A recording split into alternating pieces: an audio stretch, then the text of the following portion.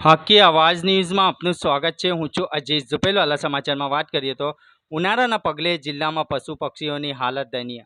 ભૌતિક સુખો પાછળ દોડી રહેલા માનવી કુદરતના સાનિધ્યથી દૂર હતો।